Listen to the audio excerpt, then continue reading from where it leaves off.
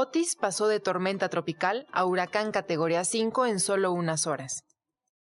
Según la Organización Meteorológica Mundial, esto lo convirtió en uno de los ciclones que se han intensificado más rápidamente en toda la historia.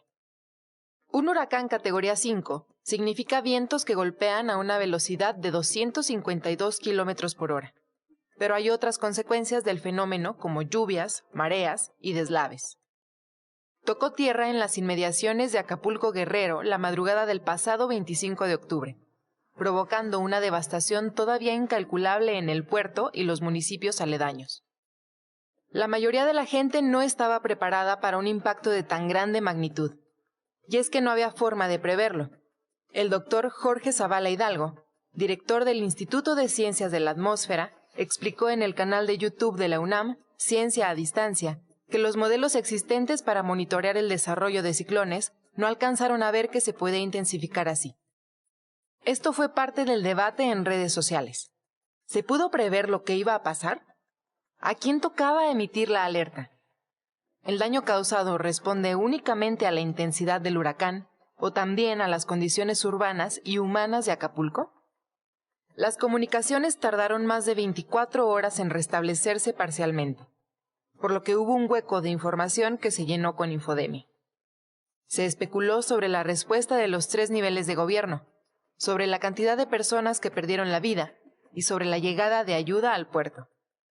Por ejemplo, se viralizaron hashtags donde se invitaba a no donar víveres, o fake news que generaron miedo y desconfianza entre quienes querían ayudar.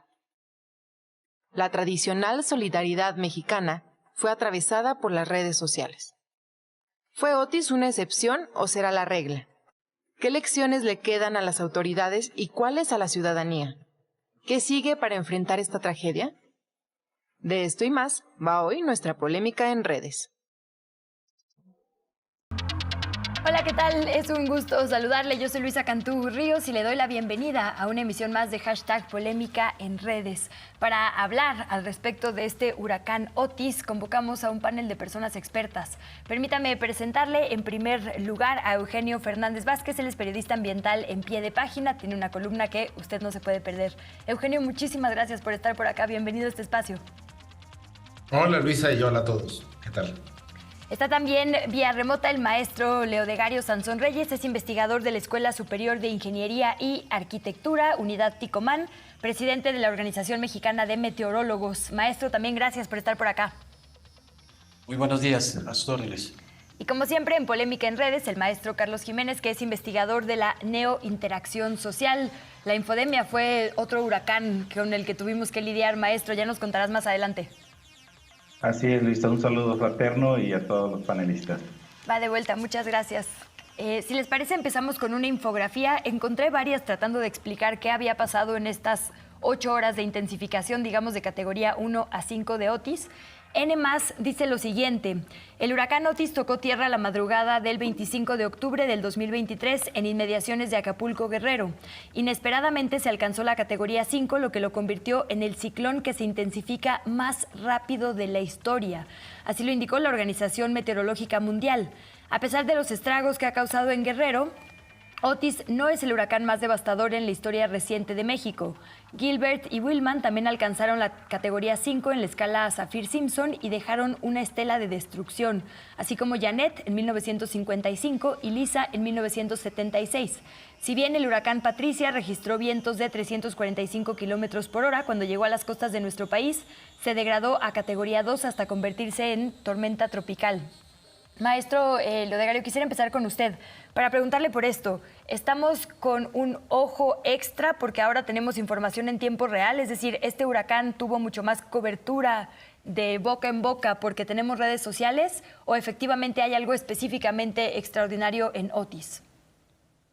Sí, bien, pues efectivamente a medida que avanza la tecnología tenemos más ojos por todos lados, tenemos nuestro celular más a la mano para poder difundir toda la información en tiempo real, y esto ayuda por un lado a tener más clara la información sobre estos fenómenos de rápida intensificación, y también es importante aclarar que las estaciones meteorológicas que tenemos en México no son suficientes, hay pocas realmente, pero las que se tuvieron disponibles en la zona nos dieron una buena información de la intensificación de este sistema.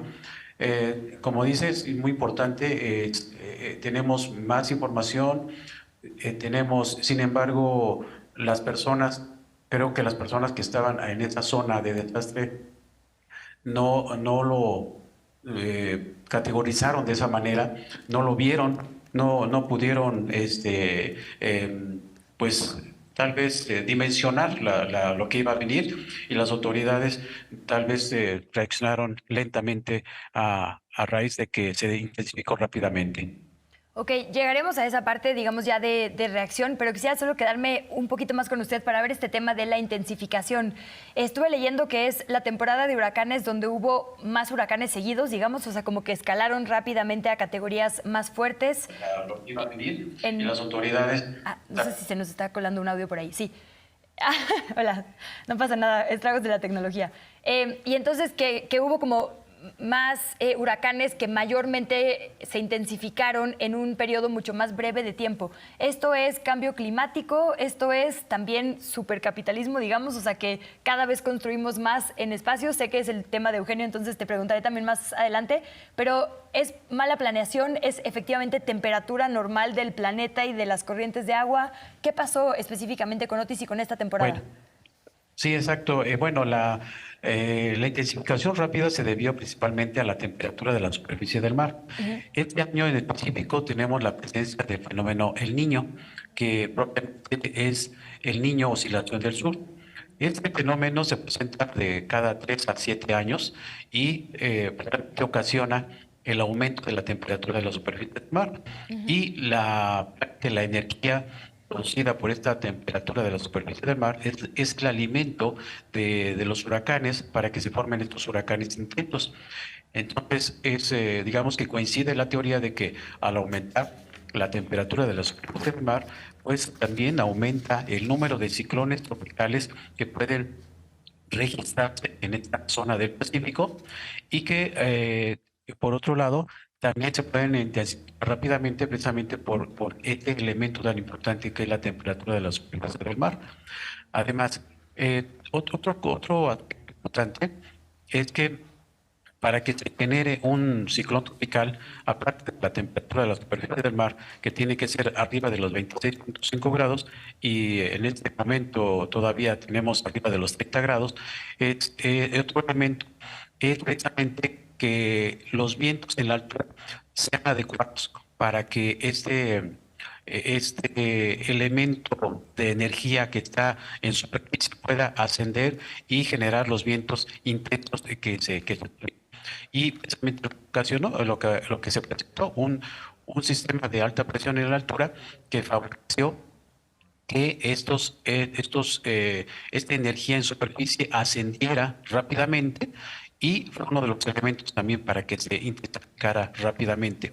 Okay. Como dicen, no es es un año importante, en el sentido de que como tenemos el fenómeno del Niño, pues obviamente va a haber más ciclones tropicales. Y estos ciclones, cuando no se presenta el fenómeno del Niño, son de menor cantidad y menor categoría inclusive.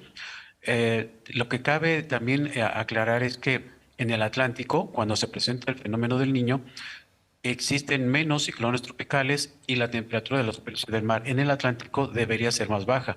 Sin embargo, este año, en especial, la temperatura de la superficie del mar también en el Atlántico ha sido alta con respecto a la media. Ese es un aspecto que no se había visto en otros años, porque esta cantidad de energía de estos ciclones que pasan del Atlántico hacia el Pacífico, pues ya vienen de alguna manera con más energía de lo normal. Ok, déjenme poner un par de tweets del urbanista Federico Taboada, que dice lo siguiente: causa importante del desastre en Guerrero fue la mala planeación del territorio. Se priorizaron hoteles sobre frentes de playa y casas de lujo en áreas verdes de absorción. La corrupción y la avaricia se pusieron por encima de la gente.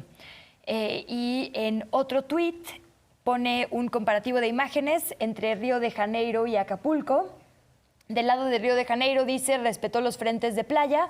Del lado de Acapulco no respetó los frentes de playa. Por ahí se ve, digamos, clarísima la imagen en su pantalla. Habla también sobre respetó el acceso público en Río de Janeiro, privatizó el espacio público en Acapulco, se respetaron las áreas verdes en Río de Janeiro, no fue así en el lado de Acapulco, sino se benefició a pues, estas zonas, digamos, de alta plusvalía, ¿no? Dice él, es necesario planear bien el resurgimiento de Acapulco. Y voy contigo, Eugenio, porque sé que es tu mero mole. ¿Coincides con esto que posteaba Federico en redes y que creo que fue parte de la discusión? El problema no son tanto estos fenómenos o estas, pues sí, estas características, digamos, medioambientales, porque no siempre son anómalas, ¿no? Más bien a veces se juntan justo, y la tragedia es el factor humano, el factor donde nosotros fuimos corruptos o no previmos que la naturaleza a veces se comporta así. ¿Dónde está tu mira? Estás silenciado. Los desastres en realidad son factores humanos, ¿no? Hay una adaptación, una preparación, una forma de ocupar el territorio y de usar los recursos naturales que nos hace más vulnerables o menos vulnerables ante los fenómenos naturales. Es cierto que estos fenómenos naturales, como nos contaba el doctor, van a ser pues cada vez más intensos. Quien haya estado en el Pacífico este verano, ¿no? Y como pueden atestiguar los propios pescadores, pues el mar ya no era agua normal, era un caldo, ¿no? Entonces eso genera mucho mayor riesgo para todos los demás, ¿no? Ahora, creo que Federico tiene toda la razón y le mandamos un abrazo. Espero que esté todo bien.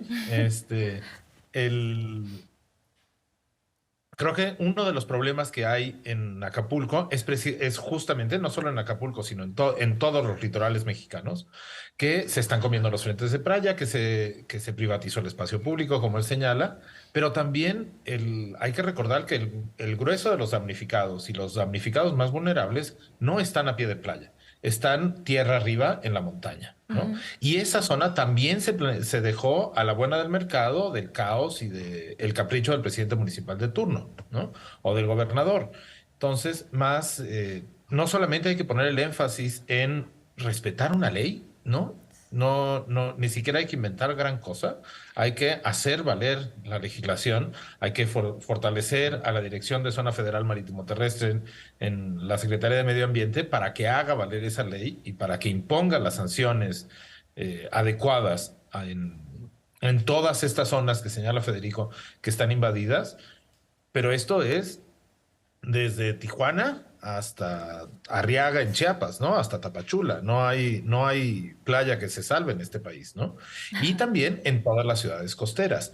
Quien ve el mapa de Acapulco ve cómo se va extendiendo siguiendo una zona de cañadas, o sea, siguiendo el cauce de un río y tratando de bordear las montañas que hay alrededor y más o menos sobreviviéndolas, ¿no? Eso no puede seguir así, tenemos que, porque la gente lo que está haciendo es construir como puede, donde puede, siguiendo de la forma en la que puede la oferta de empleos, las mejores ofertas económicas. La reconstrucción de Acapulco se tiene que hacer con una planeación adecuada, no basta nada más con invertir, creo que son 60,000 millones de pesos entre impuestos perdonados, becas y demás. Hay que fortalecer a los municipios para que puedan imponerse sobre el mercado. Creo que es algo que, bueno, contigo lo hemos repetido, Federico y yo, infinidad de veces. Sí. Tiene que mandar la seguridad de la gente por encima de los intereses de las inmobiliarias. Bueno, ¿no? Creo que sería por ahí. Totalmente. Déjenme poner un tuit de Viri Ríos en el sentido de esto que estás diciendo, que dice, no matan los huracanes, mata la pobreza. No es coincidencia que estos mapas se parezcan y son justamente dos mapas de rezago social y de los daños de Otis. Es difícil saber cuál es cuál porque, como bien decías ahora, Eugenio, la verdad es que pegó exactamente ahí.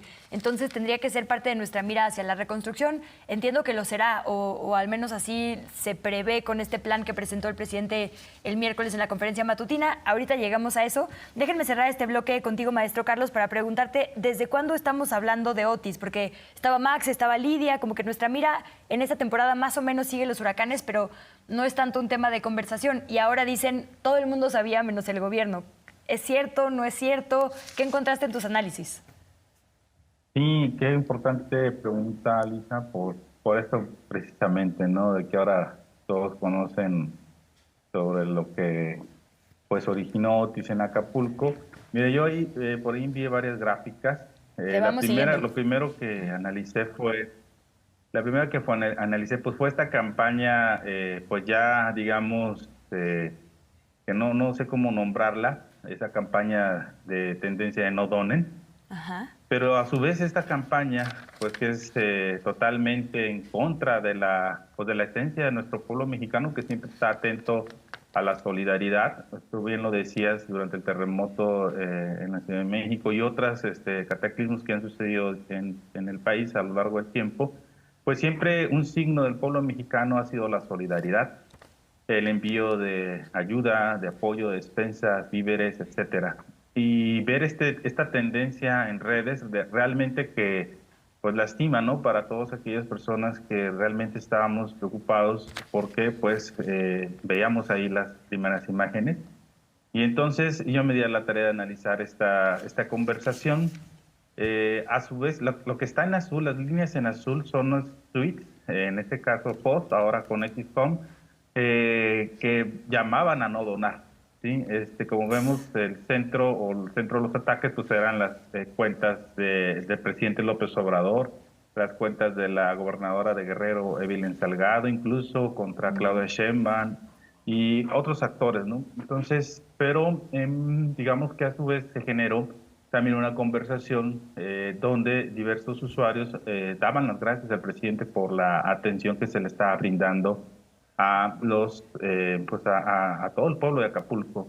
En la siguiente, lo que tú preguntas, ¿no? ¿A partir de cuándo se empezó a hablar de Otis? Bueno, fue precisamente a mediodía del día 26. Entonces, durante el 26-27 se vieron los mayores picos. Ya que había golpeado, pues. Ajá. Ya que había golpeado, sí, obviamente. O sea, como bien lo señaló el doctor, a lo mejor la población que estaba ahí en la zona costera de Acapulco no alcanzó a vislumbrar que el peligro inminente que se acercaba, ¿no? Y casi nadie a nivel nacional. O sea, eso es un hecho. Ya después de que se golpeó y que se empezaron a filtrar las primeras imágenes fue cuando se empezó a mencionar. Ahora, ¿quién mencionó Otis? Principalmente me di a la tarea de analizar Facebook porque es como que la plataforma más, digamos, red social por sí misma. Y bueno, lo que yo encontré ahí es que hay un impulso muy grande.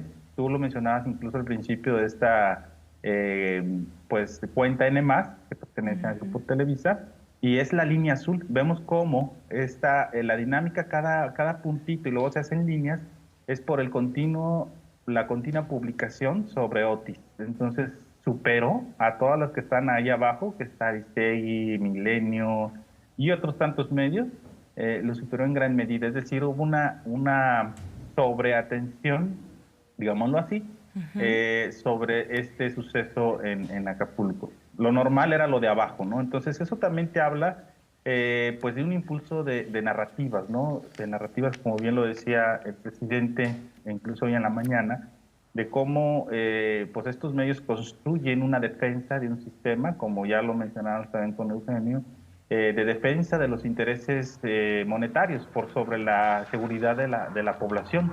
Entonces, la defensa de este sistema oligárquico pues son los medios tradicionales de comunicación. Entonces, en este primer análisis es lo que yo vi. Sé que tienes otros mapas, pero tenemos que hacer un corte. Si te parece, los dejamos entonces para nuestro segundo bloque.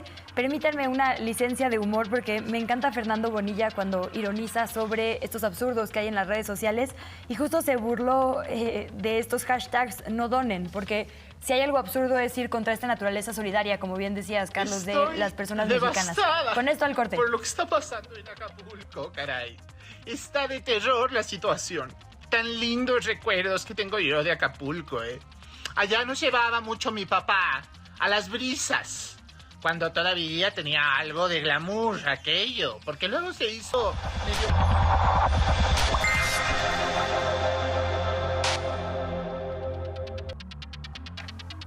Muchísimas gracias otra vez por su sintonía en la señal de Canal 14 y por supuesto por los comentarios que nos hace llegar a @canal14mx. Por allá le leemos. En un ratito más vamos a estar contestando dudas.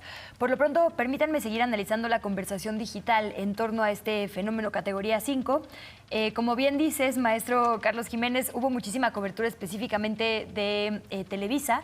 Y me llamó la atención, obviamente su conductor del noticiero de la noche fue quien estuvo conduciendo, digamos, los esfuerzos y tuiteó cosas que me parecen interesantes. Déjenme ponerles dos. Es falso decir que el gobierno tuvo más de 24 horas para preparar una respuesta proporcional a la llegada de un categoría 5. Yo estuve en contacto directo con el National Hurricane Center el martes, el Centro Nacional de Huracanes, y aunque siempre existieron condiciones para su intensificación, nadie logró pronosticar con tiempo suficiente que Otis alcanzaría esta fuerza. Lo que es un hecho es que la respuesta del gobierno en todos sus niveles no ha estado a la altura de la emergencia. Esto fue, digamos, las primeras horas. Después de que generó mucha polémica esta publicación, escribió nuevamente: no se podía evacuar. Hacerlo hubiera expuesto a miles de personas a recibir el huracán en caminos y carreteras colapsadas por el tráfico. Y esto es importante porque parte de la discusión que yo vi en las redes sociales fue esto, ¿no? Como, ¿por qué no se intentó evacuar a más gente con más tiempo? Una parte es lo que ya nos decía maestro Leodegario, que es que pues las condiciones, digamos, que se juntaron o que pues sí, se sobrepusieron, causaron esta rapidez, y que además las máquinas, literalmente los modelos de predicción no lo pudieron ver con suficiente tiempo. Si los modelos, digamos, en la UNAM, en el meteorológico, no lo pudieron ver, pues evidentemente eso no escaló tampoco a gobierno. Fue cuestión de prácticamente 12 horas, ¿no? De tormenta tropical a huracán categoría 5. ¿Qué hay sobre esta discusión respecto a la evacuación? ¿Se hizo correctamente lo que se hizo o no? Bueno, sí, efectivamente los ciclones que se forman en esta zona del Pacífico, tenemos una zona ciclogénica prácticamente de las costas de Chiapas, Oaxaca y Guerrero. Y entonces, si está muy cercano a las costas, pues, el tiempo de respuesta pues, no es suficiente, ¿no? De los tomadores de decisión. Ahora, existe lo que se llama un sistema de alerta temprana de ciclones tropicales desde hace más de 20 años, que está funcionando y en el cual se indica prácticamente las etapas por las cuales pasa el ciclón tropical y lo que debería hacer cada uno de los órdenes de gobierno para prepararse antes, durante y después del paso del ciclón. Entonces, tenemos que tomar en cuenta que la rápida intensificación, por un lado, pues dejó poco tiempo para poder reaccionar ante la amenaza. Sin embargo, este ciclón ya estaba avistado al menos un día y medio, o ponerle 40 horas mínimo, ya estaba avistado la trayectoria que podía seguir. Y obviamente los pronósticos no pueden ser exactos, no son exactos en cuestión del punto donde va a tocar tierra. Y entonces hay que tomar una franja para poder decir, bueno, de aquí hasta tantos kilómetros hay que tomar las precauciones, porque en cualquiera de estos puntos. Lo que considero que, si bien algunas de las redes de gobierno nacional y estatal ya estaban tomando algunas acciones para, desde que se empezaron a reunir, en 24 horas se empezaron a reunir en el puerto de Acapulco para deliberar sobre el fenómeno, considero que lo que tomaron la intensidad del ciclón y también no se organizaron de alguna manera. Yo creo que no se organizaron lo suficiente como para atenderlo. Maestro Leodegario, cabe aclarar que un huracán tratar de arreglar su audio porque está fallando un poquito, digamos, al aire se escucha un poco intermitente su audio. Me dicen que vamos a salir unos segunditos usted del cuadro nada más para checar a ver si podemos tenerlo de manera más nítida para no perdernos su análisis. Y mientras, maestro Carlos Jiménez, déjame volver contigo para hablar sobre, ahora que decías que analizaste también las palabras como más recurrentes, una que yo vi en polémica particularmente fue rapiña, ¿no? Por un lado, ciertos medios, como por ejemplo ADN 40, utilizaron esta palabra tal cual. Dice su tuit: ya empezó la rapiña. Tras el paso del huracán Otis en Guerrero, la gente aprovechó para robar artículos en tiendas departamentales. Y en otro lado hubo muchísima gente, como Sandra Romandía, que estuvo por allá, diciendo: no debemos estigmatizar a la población que está saqueando tiendas en Acapulco, la ciudad está devastada, la gente sabe que no tendrá trabajo por meses, perdieron sus negocios, sus locales, muchos roban más que comida porque están previendo cómo sobrevivir después, cuando el mundo se olvide de esto y ellos se queden sin ingresos. ¿Cómo viste tú la conversación en este sentido? ¿Fue orgánica, fue inorgánica? ¿Quién impulsó qué? ¿Qué otras palabras clave encontraste? Sí, Lisa, otras palabras que se estuvieron mencionando, como te decía, principalmente el análisis los centré en Facebook, fueron, bueno, primero lo sorprendió la categoría del huracán, como estaba señalando el maestro Helio de Gario, digamos, este ascenso rápido que rompió todos los modelos de predicción, la categoría 5 de una tormenta tropical, pues fue lo primero que digamos, está de relevancia. También las personas, es decir, la protección, el cuidado de las personas y la ayuda, ¿no? Los daños, en cuarto lugar, que esto pues también, digamos, es relevante porque principalmente se ha hecho mucho énfasis en los medios tradicionales de los daños, ¿no? Es decir, los daños de los edificios, de los hoteles. Poco se ha visto de las casas de las personas, es decir, de las colonias donde habita el pueblo, sino más bien se han enfocado en esta zona costera.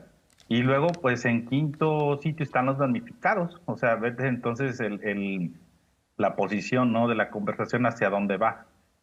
Finalmente, acopio, afectados y un término de horas que viene al último, que eso tiene más como una orientación del tiempo que duró, digamos, la respuesta del gobierno hacia los damnificados. Esto que vimos ahí mensajes ya de histeria total, ¿no? De cómo inmediatamente querían que ya a las 3, 4 horas estuviera limpio todo el bulevar y reconstruido. Bueno, pues eso te habla, digamos, de una estrategia, de una campaña orquestada, ¿sí?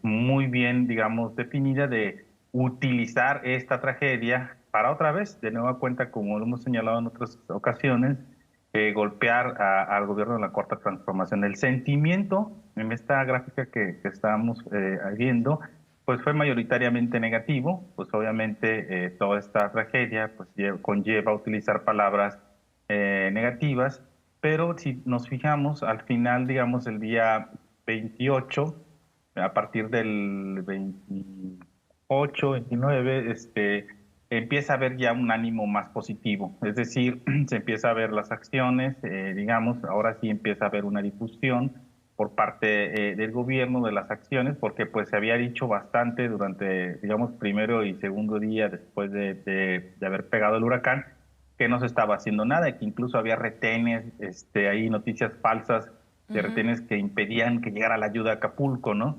Y bueno, después comparé, digamos, en estos dos momentos, cuáles fueron las publicaciones más virales.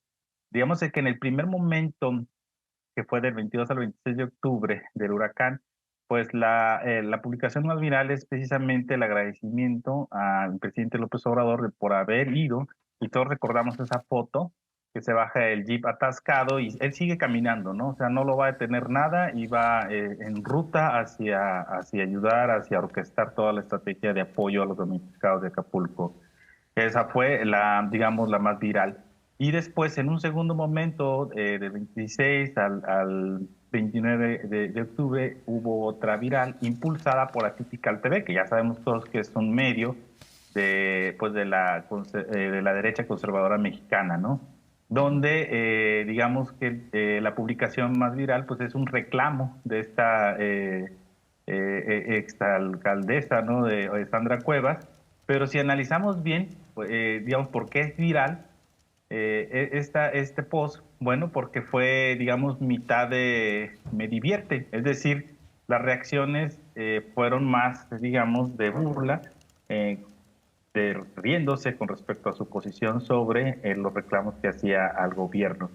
Entonces vemos que pues finalmente lo que está, digamos, de relevancia en las redes, pues es la ayuda que ha fluido del gobierno hacia los damnificados. Es innegable, cualquiera lo puede constatar, digamos, ahí están, pero no están en los grandes medios, las grandes estrategias del ejército que ya llevan años, digo, para todos aquellos que hemos padecido algún tipo de catástrofe, climática. Sabemos que el ejército ya tiene diseñado por muchas décadas un plan de apoyo bien diseñado y que es bien instrumentado y que en pocas horas da atención tanto de comida, de agua, que es importante, agua limpia, porque luego en estos eventos pues hay agua sucia y se puede desatar otras enfermedades como el cólera, ¿no? Sí. Entonces, para todos aquellos que, digamos, hemos padecido algún tipo de estos huracanes, pues sabemos, ¿no?, que el ejército ha sido, digamos, el primer frente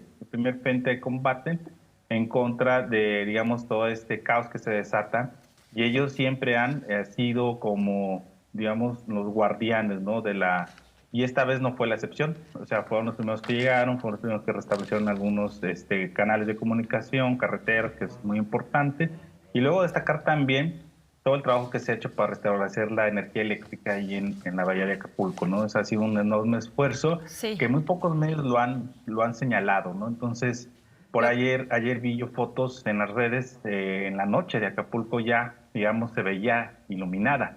Eso no es para menos, digamos, una cosa menor. Eso es algo grandioso que ha sucedido y se ha difundido muy poco y siguen atacando, ¿no? Veía yo también estos reporteros, como bien dices, las cabeceras de los medios ahí todavía en los bulevares con todas las palmeras tiradas y postes ahí amontonados. Pues sí, pues eso va a tardar. Primero, como te decías, hay urgencias que atender. Alimentación, agua, energía eléctrica. Y a pesar de ello, déjame poner nada más 2 tweets de 2 colegas periodistas justo. Oscar Balmen decía, ¿se puede o no llevar donativos a Acapulco sin que te los quite el crimen organizado o el ejército? Por esto que decías, ¿no? Por ahí hubo un rumor de que el ejército estaba quitándole a la gente donativos. Abro hilo con mi experiencia.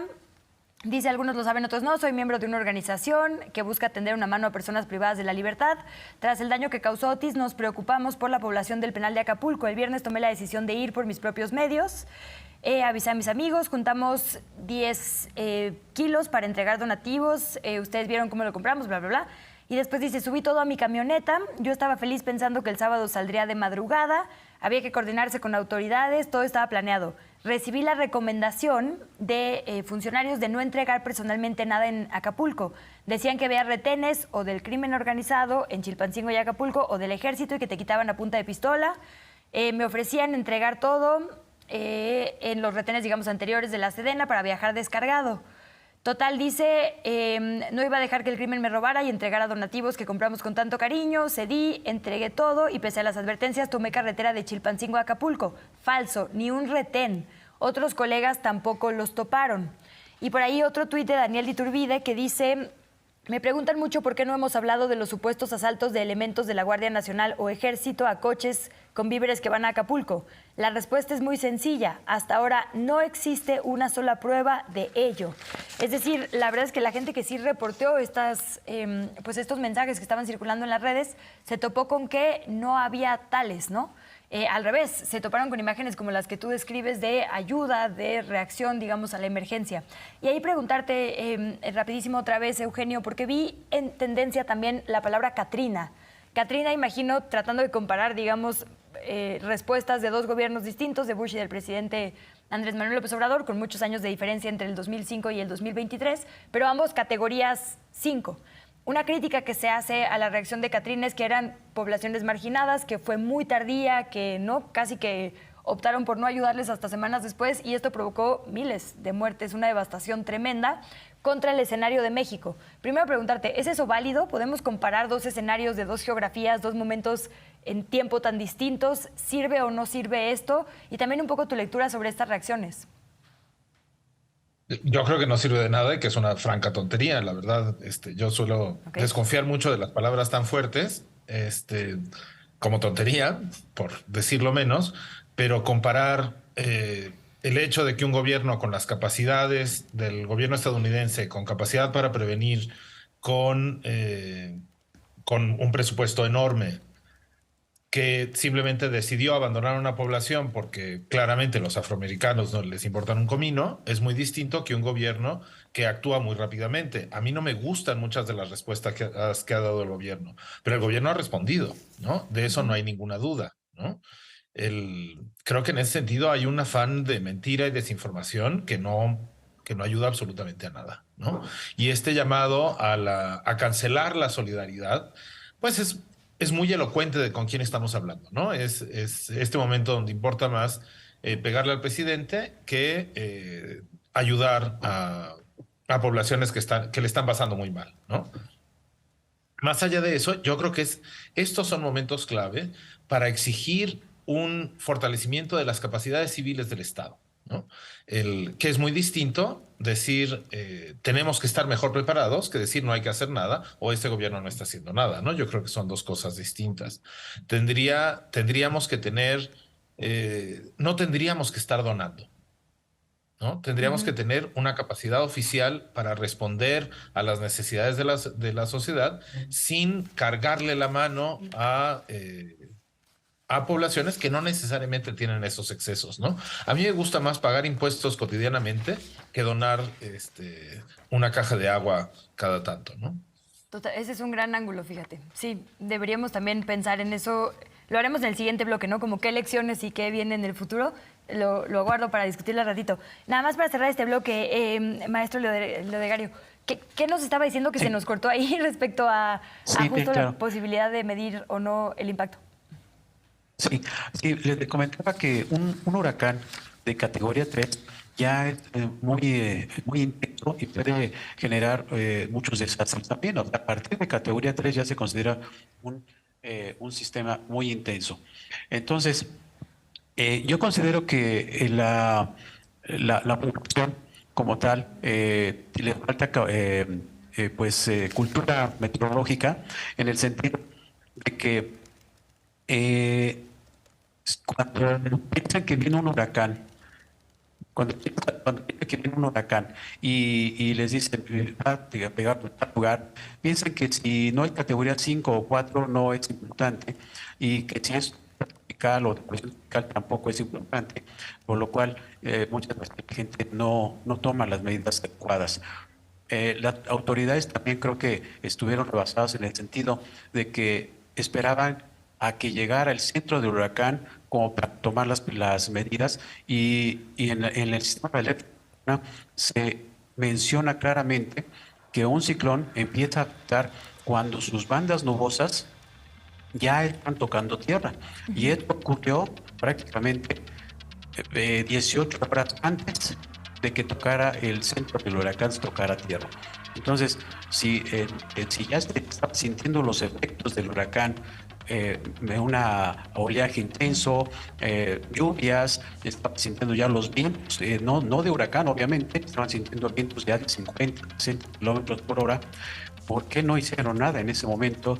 Y la gente, creo que sí falta mucha cultura, porque la gente todavía unas 2-3 horas antes de tocar a tierra el centro del huracán, estaban en la fiesta, estaban en restaurantes, que no se acomodaron correctamente. Ok, déjenme con ese comentario cerrar este bloque y compartirles a ustedes la encuesta que le estamos haciendo ya a quienes nos siguen a través de X, antes Twitter, YouTube, Facebook o Instagram, que es la siguiente. ¿Qué papel jugaron las redes sociales precisamente ante el paso del huracán Otis por Acapulco y bueno, por esta zona evidentemente de Guerrero, Coyuca y demás? A, infodemia, B, golpeteo político, C, como medio de información o D, para solidaridad y ayuda. Vote usted, le leo rapidísimo algunos comentarios que nos han llegado. Rosario Castro nos dice, para mí son todas las opciones, excelente que en nuestros tiempos tengamos redes sociales, una herramienta muy valiosa. Socorro Valdés, se puede aprovechar esta catástrofe para el reseteo de Acapulco, lo vamos a ver en el siguiente bloque precisamente. Hugo Hernández, es indispensable que se regule conforme a la reglamentación en materia urbana la zonificación, recuperar playas y cauces de ríos, así como impulsar campañas de saneamiento en cauces de cuerpos de agua. Por allá cuéntenos usted qué piensa en @canal 14MX. Vamos a una brevísima pausa y regresamos al tercer y último bloque.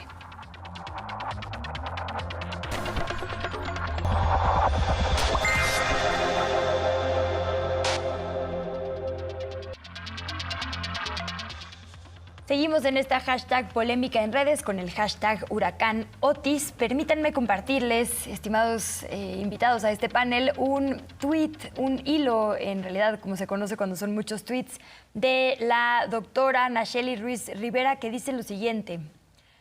va una reflexión sobre los estudios sobre desastres y la recuperación. ¿Qué es la recuperación? ¿Cómo se ha estudiado? ¿Cómo se puede lograr que una comunidad, una ciudad, personas traumatizadas por lo que han perdido todo, puedan lograr otra vez un bienestar? Abrimos hilo. La recuperación ha sido un tema relativamente marginal en la desastrología. Sí existe ese campo del conocimiento, cosa que yo no sabía, pero hay desastrólogos y desastrólogas, asumo.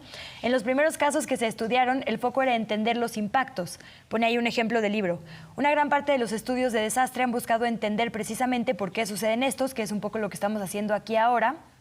Analizan, por ejemplo, los tipos de fenómenos peligrosos, los tipos de usos de suelo, los tipos de construcciones y la falta de adaptación.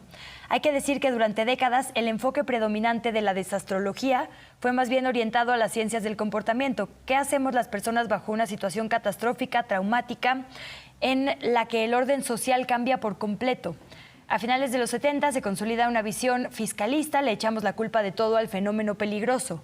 También surgen otras voces contra esta visión. La naturaleza se declara no culpable y pone ahí algunos ejemplos de quienes postulan esto. En estas épocas, en América Latina, estábamos enfocados en formular y entender las vulnerabilidades.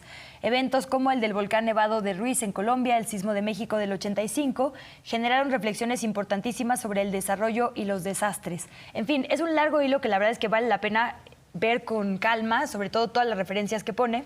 Eugenio, quisiera empezar ahora sí contigo en esta misma idea, ¿no? Digo, sé que no eres desastrólogo, pero sé que tienes una buena visión, digamos, de cómo ver a la naturaleza con un enfoque social y a la sociedad con un enfoque de medio ambiente, ¿no? Entonces, ¿qué tendríamos que estar pensando y cómo ahorita? El presidente presentó un plan en la conferencia matutina del miércoles 1 de noviembre. Hablo así porque este programa se repite, no crean que no sé en qué hora estamos, que tenía que ver con, bueno, pago de apoyos del bienestar, adelantar becas, tenía que ver con más jóvenes en el programa Jóvenes Construyendo Futuro, doble número de becas de 45,000 a 90,000, apoyos a cada una de las 250 familias damnificadas, kits, digamos, que incluyen desde camas, estufas, refrigeradores, bueno, créditos. Tiene que ver con mucho, digamos, de atención a lo inmediato, pero no atención, digamos, a nuestra concepción justo sobre el desastre en su totalidad, como lo plantea Nacheli. ¿Qué decir al respecto? Mira, yo creo que, bueno, una es, ahorita la gente tiene que sobrevivir, ¿no? Ahorita Claro. es un momento como muy keynesiano, ¿no? Y como decía Keynes, en el largo plazo estamos todos muertos, ¿no? Hay un problema en el plan que presentó el presidente, lo que alcancé a ver en medios, que a mí me parece muy peligroso y si eso se mantiene a largo plazo sería muy grave, que es la instalación de un cuartel de la Guardia Nacional en cada colonia con 250 elementos, en cada colonia con más de 1,000 familias. Si esos cuarteles se hacen permanentes, como ha sido la lógica de aprovechar estos shocks o estas oportunidades para instalar nuevos cuarteles de la Guardia, lo que me parece mal no es solo el énfasis en lo represivo, sino también lo que dice de este proceso de centralización de las capacidades en lugar de descentralizar las capacidades, que es lo que yo creo que tendría que estarse dando para adaptarse mejor a las condiciones de cada lugar, ¿no? Una de las cosas que nos surgen, por ejemplo, es la capacidad de planear las ciudades costeras, de planear Acapulco. Como les decía, Acapulco está en este llano, no es propiamente una cañada, es este llano que está en medio de lomas, ¿no? Es el final es una parte de la Sierra Sur, donde ya se aplana, ¿no? Pero eso lo hace muy proclive a los deslaves hacia adentro de la ciudad, la parte que está detrás de esta sierrita que separa la costa de la parte interior de la ciudad. Pues eso es peligrosísimo. Se tiene que ver qué se va a hacer en esa sierra, se tienen que restaurar esos bosques, porque Guerrero es un estado con una deforestación terrible, ¿no? Entonces yo creo, por no alargarme mucho, que las tareas que siguen a largo plazo es, en lugar de apostar por policías, apostar por, bueno, peor que policías, por guardias nacionales, apostar por fortalecer las capacidades de los municipios en todos los dos litorales del país, o los tres si consideramos el Caribe separado del Golfo, para ordenar ese territorio. Y ese ordenamiento tiene que estar centrado en hacer ciudades de 15 minutos, por decirlo de alguna forma, de 5 minutos en el caso de las ciudades pequeñas, con mayor capacidad para brindar servicios, con mayor resiliencia ante los fenómenos naturales, para evitar que sean desastres, ¿no? y para generar ciudades más igualitarias. Hay que aprovechar esto para replantear la forma en la que Acapulco, y no solo Acapulco, Coyuca, todos los municipios alrededor están pensados y han ocupado ese territorio. Y hay que darle prioridad a la adaptación al cambio climático. Y eso implica replantear la economía, replantear la agricultura, replantear los lazos de transporte, ¿no? Habría que apostar por mayor transporte público, inclusive en medianas distancias y en largas distancias, y generar una economía regenerativa, ¿no? Totalmente, sí, Donde sí. las actividades agropecuarias y la forma de ocupar el campo y la forma de distribuir las ciudades ayuden a darnos mayor resiliencia y a restaurar el ecosistema, ¿no? Creo que por ahí habría que ir. Y adaptar, en ese sentido, adaptarnos al cambio climático es una estupenda oportunidad para transformar el país, ¿no? Porque un país más resiliente es un país más descentralizado, eso favorece una mejor distribución de la riqueza y una capacidad de adaptar la forma de ocupar el gobierno y de convivir como sociedad a las condiciones de cada lugar. Totalmente. De hecho, ya no quiero insistir en este hilo porque más bien que lo lea cada quien con calma, pero más adelante dice la doctora Nacheli Ruiz justo que hay que respetar y preservar la identidad original de los lugares y promover que las personas afectadas se apropien de su propia recuperación y su futuro. Y hago ahí nada más una punta rapidísima a lo que decías, esto de como dinámicas locales, ¿no? Y, digamos, resiliencia y entender verdaderamente cómo funcionan estas dinámicas y estas comunidades que son además que funcionan mucho justo junto con el territorio, ¿no? A diferencia de quienes vivimos en la capital del país, por ejemplo. Decía Abel Barrera en una de las entrevistas a medios de comunicación que dio esta semana del Centro de Derechos Humanos Tlachinoyan, que, por ejemplo, había mujeres mayoritariamente justo de la zona de la montaña que van a las zonas turísticas a trabajar, en hoteles, en cocinas, en Acapulco, que no habían podido tener comunicación con su familia. Y no estamos hablando de esto, no hablamos de los turistas y las turistas que no han llegado a Estados Unidos, a quienes buscamos aquí en la capital, pero no de estas dinámicas de pobreza que generan estas movilidades en la propia zona de Guerrero. Entonces, digo, nada más, perdón que me extienda, pero me parece súper importante esto que estás poniendo ahí y que a veces no tiene nuestra mira completa, ¿no? Mira, en eso nada más un último apunte. A mí, a mí la verdad, nada más un último apunte. Lo que le haya pasado al Princes me tiene perfectamente sin cuidado. O sea, Perdón. si el Princes se quedó sin cristales, lo siento. Entiendo. Son un grupo turístico que se ha ocupado de destrozar el Digamos, país. Ellos pongámoslo, ocuparon ese sí, grupo. al final de las prioridades, ¿no? Pero bueno, sí, sí. Sobornaron a quien tuvieron que sobornar, hicieron todos los líos que pudieron hacer para que esa fuera Punta de Diamante y se constituyera así. A mí lo que me tiene realmente preocupado son precisamente estas personas, las personas que no viven ni siquiera en este llano de Acapulco que describía, sino en los numeríos ya subidos y que lo perdieron todo, ¿no? Sí, Estas sí. personas, tenemos que hacer una economía donde esta gente que viene desde la montaña a la costa no tenga que hacer ese trayecto, ¿no? Porque tiene empleos en su casa, tiene Pues sí. empleos en la montaña y no en el narco, ¿no? No en el crimen organizado, sino ocupándose de otro montón de cosas. Hay que aprovechar esto para activar las economías locales. Maestro Leodegario, desde el lado, digamos, climático, ¿qué lecciones nos llevamos de Otis? Sí, muy bien. Pues lo que se ve claramente es que todos los puntos del país pueden ser vulnerables a este tipo de fenómenos y que los cambios climáticos que estamos provocando nosotros también localmente, como deforestación, cambio de uso de suelo indiscriminado, sin tener una visión de a futuro sobre desarrollo de las poblaciones. Esto es un claro, pues digamos que momento para poder arreglar un poco las cosas en el sentido de hacer una ciudad, de mejorar la ciudad, de mejorar las poblaciones de Acapulco y sus aledaños con condiciones de cambio climático. Es decir, si los estudios de cambio climático indican que puede subir el nivel del mar, pues entonces desplazar las casas más arriba, ¿no? No tan a la costa. En el caso desde el 97 de Paulín, realmente muchas poblaciones que están en la sierra no se han recuperado completamente. Y después Manuel, todos estos ciclones que han pasado nos dan precisamente esta línea que tenemos que seguir de mejorar las condiciones, de hacer unos estudios suficientes geológicos, geotécnicos, de sismología, de hidrología, de meteorología, de climatología, para poder construir nuevamente Acapulco y sus poblados aledaños con las condiciones adecuadas, con manuales de diseño por viento, con manuales de diseño por sismos, que ya están disponibles, que los tiene la Comisión Federal de Electricidad desde hace mucho tiempo y que son reglamentos que prácticamente no se han utilizado en muchas construcciones de Acapulco, cercanas a Acapulco inclusive.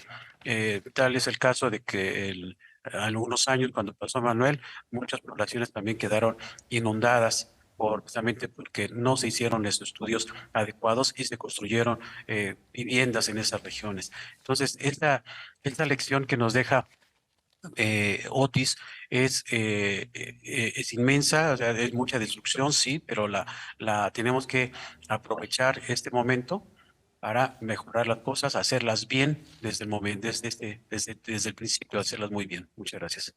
Pues muchísimas gracias, sí, me parece un apunte muy importante. ¿Y qué lecciones hay en cuanto a lo digital, maestro Carlos Jiménez? La realidad es que las redes, la comunicación por esta vía, justo vimos la crisis enorme que causa que se vaya el Internet, ¿no?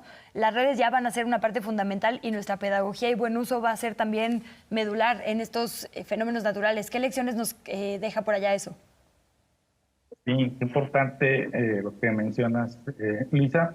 La red de Internet pues, fue la primera digamos, tecnología que fue unificada en Acapulco, ¿no? Gran parte de esta oleaje de fake news se debió a que no teníamos información de primera mano. Después, días después, empezaron a ver en TikTok, en Instagram, diversos videos y fotografías de miles de usuarios que padecieron y vivieron el ciclón huracán de primera mano, ¿no? Entonces, pero eso fue 2-3 días después.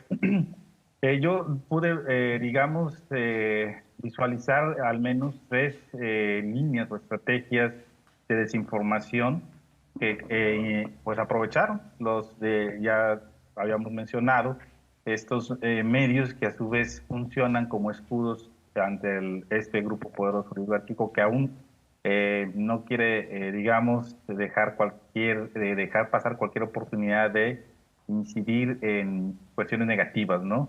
Estas líneas, pues primero, la desconfianza, ¿no? Es decir, con esta tendencia de no donen, es crear una desconfianza hacia el gobierno de la 4T. En segunda medida, inundar la red de fake news ante esta falta de contenido de primera mano. Incluso veíamos ahí periodistas que aseguraban que había fallecidos en un hospital seguro, después que había gente bajo escombros, etcétera, ¿no? Son incontables, ¿no? Las fake news ahora fue verdaderamente un huracán categoría 10, yo creo, de fake news, esto que sucedió en Acapulco, y después la invisibilidad de las acciones del gobierno. Dice, estos 3 frentes operaron, digamos, casi en paralelo, y pues no cesaron hasta que empezaron a fluir los contenidos, digamos, de primera mano de estos usuarios, que empezaron a subir cómo se escondían en los baños, cómo intentaron bloquear y salvaguardar sus vidas. Pues fue cuando empezaron a mencionar pues que esto no era, digamos, un evento normal, sino que pues fue precisamente un superevento caótico que en pocas horas tomó por asalto Acapulco, ¿no? Y esto pues obviamente ningún gobierno está preparado, ya lo habían mencionado por ahí, pues ya sea por desatención o falta de preparación, pero ha sucedido en otros países, ¿no? Estas catástrofes, y en México pues también, o sea, no es la primera vez que golpea un huracán, yo lo decía hace un rato, pues a mí me tocó, por ejemplo, el huracán Gilberto allá en Veracruz, cómo atravesó la península, se mete al Golfo y va a dar hasta Monterrey, ¿no? Entonces, pues sí, hemos tenido este tipo de eventos cataclísmicos y hemos salido adelante, ¿no? Y bueno, en este caso, pues al parecer la tecnología, como un nodo central de comunicación, pues jugó a favor de la desinformación por esta desconexión natural ante un evento de esta magnitud. Entonces, una vez que se restablece la comunicación, por eso era muy importante el restablecimiento de la energía eléctrica y las telecomunicaciones, pues empezamos a ver, ¿no? Y digamos, ahora sí, a combatir estas notas desinformativas. Se nos fue de volada el programa. Maestro Leodegario Sansón Reyes, investigador de la Escuela Superior de Ingeniería y Arquitectura, Unidad Ticomán, presidente de la Organización Mexicana de Meteorólogos. Muchísimas gracias por estar con nosotras y nosotros por acá. Muchas gracias, muy amables por la invitación y solamente recordarles que los huracanes son intensos, son catastróficos, pero nos ayudan a tener humedad hacia el país y las lluvias. Perfecto, sí, buen apunte, ¿no? Digamos, si hubiera suficiente infraestructura urbana correcta, podrían solo ser esa parte. Perdón, ya me están acorreando. Eugenio Fernández Vázquez, periodista ambiental, en pie de página. Maestro Carlos Jiménez, investigador de la neurointeracción social. Muchísimas gracias a ambos también. Es un privilegio escucharles. Nos vamos con las respuestas a nuestra encuesta. ¿Qué papel jugaron las redes sociales ante el paso del huracán Otis por Acapulco? Infodemia tuvo 20% de los votos, golpeteo político 45%, medios de información 29% y solidaridad 6%. Ojalá que no tengamos que vivir esto de esta forma nuevamente. Con eso nos vamos. Gracias, que es en la programación de Canal 14 y hasta la siguiente #polémica en redes.